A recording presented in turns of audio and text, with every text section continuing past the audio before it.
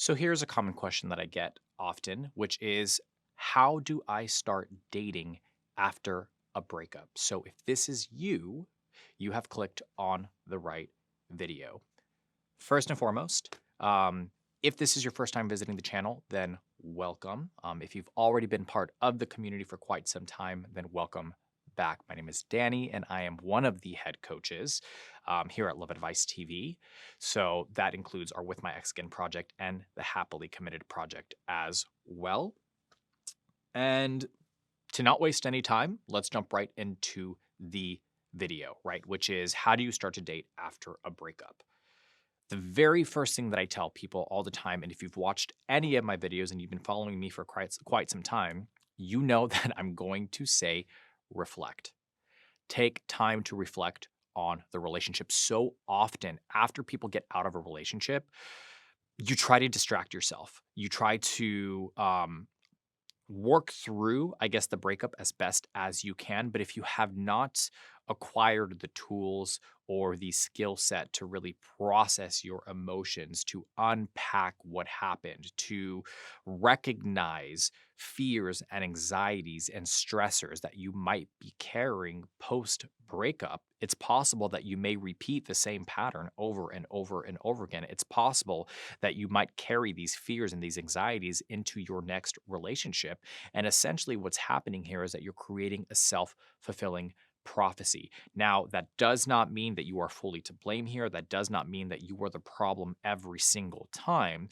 But in order for you to have a healthy and sustainable relationship, it is important that you are taking the time to really understand yourself, to understand how you tick, how you work, the way you think, the way you process emotion. Because at the end of the day, how is your partner or how is your significant other supposed to understand you if you do not understand yourself? So reflect, take accountability, look at the relationship, analyze it, try to view it as objectively as you possibly can after you've allowed yourself some time and some space to feel the feelings, to grieve, to cry it out, to scream it out, to do whatever it is that you need to do. But then at that point, again, breaking it down, analyzing it. What part are you accountable for? How did you contribute to the breakdown of the relationship? And how did your ex contribute to the breakdown of the relationship? How does that affect the way you view relationships? How does that affect how you view yourself? All of those things are very important questions to ask yourself before you jump into another relationship. Has this changed your expectations? Which leads me to number two, which is you got to set realistic expectations. I think so often when you go through a breakup and you process that, it's painful. It sucks. Um, they call it heartbroken for a reason. Physiologically speaking, when you experience heartbreak, it's very similar to the feeling of a heart attack. So it affects you on a physiological, anatomical, psychological level. And because of that, it may actually change your mindset and the way that you perceive relationships, which means you actually might be creating a set of expectations after that relationship that are unrealistic. Maybe it's a whole punch list of things that you don't want. But if that's the case, that means you are already looking for flaws, for errors, for lapses in or for character flaws in that person. And realistically speaking, you'll find it. Every single person has their flaws. Every single person has their things that, they're working on or their quirks. So you can find something wrong in every person. But if you are solely focusing on that, you will actually end up creating more red flags than is necessary. That doesn't mean red flags don't exist. And that doesn't mean that you shouldn't be hyper observant or vigilant of these things. However, it's also important to balance that with positive expectations, things that you know that you need and you require in a relationship to feel fulfilled and happy and to be able to trust it. That's important. But again, making sure that those expectations are realistic. Once you've done all of that, try a dating app. right? Put yourself out there. I always recommend focusing on one dating app. If you download multiple different dating apps, it can be incredibly overwhelming. So just focus on one. Make sure that you're really investing the time to create the best profile that you possibly can, right? Fill everything out. Fill out all the prompts.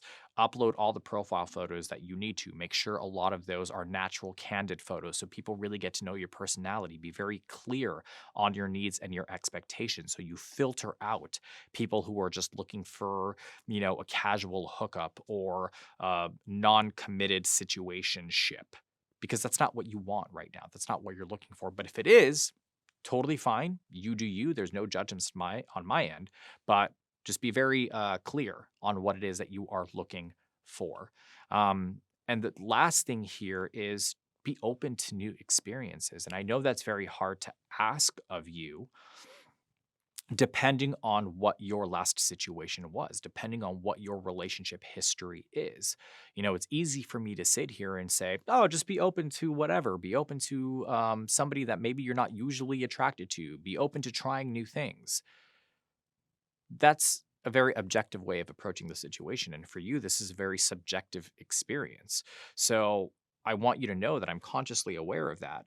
But realistically speaking, when you open up your horizons, when you allow yourself to step outside of your comfort zone a little bit, you'd be surprised as to what you can find. You'd be surprised as to what the outcome could possibly be. If you are so used to dating and attracting a certain type of person, and you historically end up in this position, try something new. Try a different approach. Try a different type of person, personality, humor. All of those things can actually make a very big difference. And honestly, if you want to know the definition of insanity, it's trying the same thing over and over and over again and expecting different results. So try something different. Try something new and just see where it goes. That doesn't mean that you have to go into the situation just fully walls down, completely vulnerable and ready for anything. Of course, there's going to be a level of having your guard up and all of those things, but don't have it so high up that nobody can get through, look over, right? Because vulnerability is a big piece to connecting with somebody and building something that is sustainable and healthy and fulfilling.